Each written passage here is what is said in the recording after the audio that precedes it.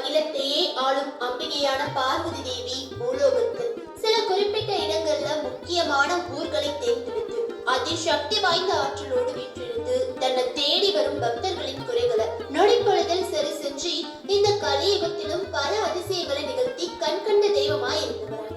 அப்படி சில முக்கியமான ஊர்கள்ல மட்டும் அம்மன் அதிக ஆற்றலோடு அருள் புரிய என்ன காரணம், எப்படி அந்த ஊருக்கு ஆதிசக்தி வருகை புரிஞ்சாங்கன்னு தஞ்சாவூர் புன்னைநல்லூர் மாரியம்மனோட வரலாற்றை இந்த வீடியோல பார்க்க போறோம். ஸ்கிப் பண்ணாம வீடியோவை முழுசா பாருங்க. தஞ்சாவூர்னு சொன்னாலே எல்லாருக்கும் முதல்ல ஞாபகத்துக்கு வருது தஞ்சை பெரிய கோவில்னு சொல்லப்படுற ராஜராஜ சோழனால் கட்டப்பட்ட பிரகதீஸ்வரர் ஆலயம்.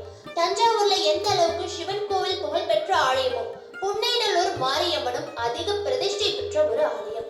பல அற்புதங்களை இந்த கலியுகத்திலும் நிகழ்த்திட்டு வரும் அம்மனோட வரலாற்று கதை என்னன்னு தெரிஞ்சுக்கலாம். 17ஆம் நூற்றாண்டில் தஞ்சாவூரை வெங்கோஜிங்கிற ஒரு மராட்டிய மன்னன் ஆட்சி புரிஞ்சு வந்திருக்காரு. அவர் தீவிரமான சமயபுரம் மாரியம்மனோட பக்தன். அடிக்கடி தஞ்சாவூர்ல இருந்து சமயபுரம் போய் அம்மனை தரிசிச்சுட்டு தான் வருவாரு. ஒரு நாள் சாயங்கால நேரத்துல அம்மனை தரிசனம் செய்யணும்னு மனசுல பட்ட உடனே புறப்பட்டு சமயபுரம் போயிருக்காரு. அங்க போகும்போது இரவு நேரம் ஆனதால மாரியம்மனோட நடை அடைக்கப்பட்டு இருந்திருக்கு.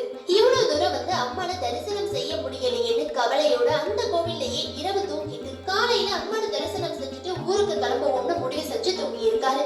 அப்போ வெங்கோஜியோட கனவுல சமயபுரம் மாரியம்மன் தோன்றி, என்ன தரிசனம் செய்ய நீ ஏன் இவ்வளவு கஷ்டப்படுற, உன் ஊருக்கு பக்கத்துல இருக்கும் பொன்னைநல்லூர் புத்தலையும் நான் குடியிருக்கேன், என்ன வெளியில எடுத்து ஒரு கோவில் கட்டி நீ அங்கேயே தரிசனம் செய், உன்னோட நேரம் மிச்சமாகும், மக்களுக்கு நல்லது செய்து சொல்லியிருக்காங்க. உடனே திடுக்கிட்டு எழுந்திருச்ச மன்னன் எல்லாம் அம்மனோட செயல்னு விடிய காலையில அம்மனை தரிசனம் செஞ்சு வணங்கிட்டு தன்னோட கனவுல வந்த பொன்னைநல்லூரை தேடி புறப்பட்டு போயிருக்காரு. கனவில் சொன்ன மாதிரியே அந்த இடத்துல ஒரு பெரிய புற்று இருந்திருக்கு. அது பக்கத்துல தோண்டி எடுத்தப்போ அங்க ஒரு மாரியம்மனோட சிலை வெளியில வந்திருக்கு. அங்கேயே ஒரு கோவில் கட்டி வழிபட்டு வந்திருக்காரு. அப்புறம் கொஞ்ச நாள்ல வெங்கோஜி மன்னர் இறந்து போயிடுறாரு. மன்னரோட மறைவிற்கு பிறகு அந்த கோவில் பராமரிப்பு இன்றி பாழடைந்து கிடந்திருக்கு.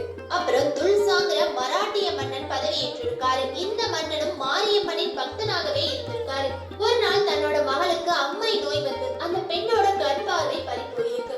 அந்த மன்னனும் எல்லா மருத்துவமும் செஞ்சு பார்த்திருக்காரு. பொண்ணுக்கு பார்வை கிடைக்கவே இல்லை. இதனால ரொம்ப மன உளைச்சலோட சோகத்துல மூழ்கி இருந்திருக்காரு. அன்றிரவே மன்னரின் கனவில் தோன்றிய மாரியம்மன் புன்னைநல்லூரில் நான் புற்றில் வீற்றிருக்கிறேன், என்னை வந்து தரிசித்தால் உனது கவலையை நிவர்த்தி செய்வேன்னு சொல்லியிருக்காங்க. துல்சா மன்னனும் மாரியம்மன் சொன்ன இடத்துக்கு போய் பார்த்திருக்காரு. கனவுல சொன்ன மாதிரியே அங்க ஒரு புற்று இருந்திருக்கு. புற்றுக்கு பக்கத்துல தோண்டி பார்த்தப்போ ஒரு பனை ஓலை கிடைச்சிருக்கு. அந்த ஓலையில இந்த புற்றின் மண்ணை கொண்டு கழுத்தளவுல ஒரு மாரியம்மன் சிலை செய்யுமாறு, அதுக்கப்புறம் இந்த புற்றுக்குள் புதைந்திருக்கும் தலை மட்டும் உள்ள சிலையை வெளியில் எடுத்து புற்று மண்ணால் செய்யப்பட்ட உடம்புடன் சேர்த்தால் முழு சிலை கிடைக்கும், அந்த சிலையை இங்க பிரதிஷ்டை செஞ்சு தெய்வமா வழிபடுன்னு எழுதியிருந்திருக்கு.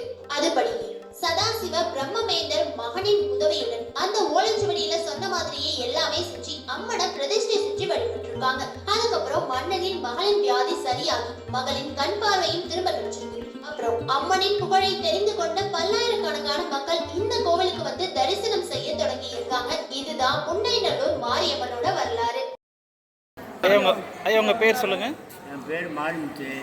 இந்த கோயிலை பற்றி கொஞ்சம் சிறப்பு அம்சம் கொஞ்சம் சொல்லுங்களேன். கோயிலில் வந்து சிறப்பு சொன்னோம்னா துவாஜி ராஜான்ட்டு ஒரு மன்னருடைய பொண்ணுக்கு பார்வை இழந்து போச்சு. ஓகே.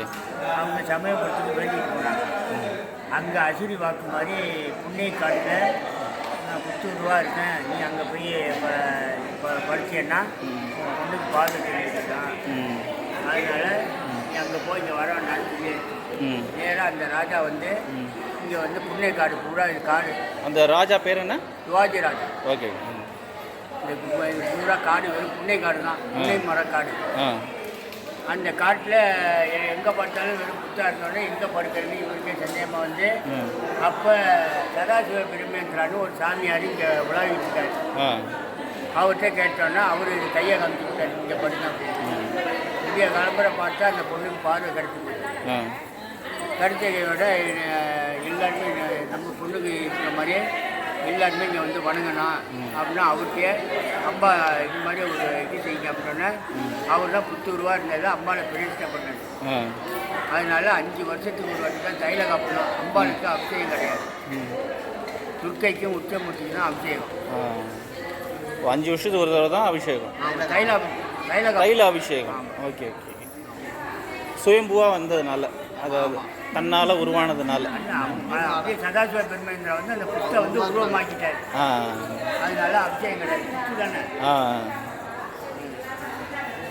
இதில் வந்து இந்த வயசுக்கு பார்த்தவங்க, இந்த பருவ இது மாதிரி வேண்டுதல் இருக்கிறவங்க இங்கே வந்து செய்கிறாங்க. குடும்பத்தில் அவங்க கிராமத்தில் இருக்கிறவங்க குலதெய்வம் மாதிரி அம்பாள்.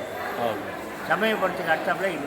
சமயபுரத்துக்கு அடுத்தபடியாக நம்ம இந்த புன்னைநல்லூர் மாரியம்மன் கோயிலுங்கிறது ரொம்ப புகழ்பெற்ற ஒரு திருத்தலமாக. 6 மணிக்கு திறந்தாங்கன்னா நைட்டு 8-9 மணிக்கு தான் சாத்துவாங்க.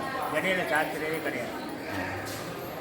கிட்டத்தட்ட ஒரு 800 வருஷத்துக்குள்ள கோயிலுன்னு சொல்லிக்கிட்டு இருக்காங்க. ரொம்ப நன்றிங்க, உங்களை பார்த்ததில் சந்தோஷம். ரொம்ப நன்றி. ஓகே.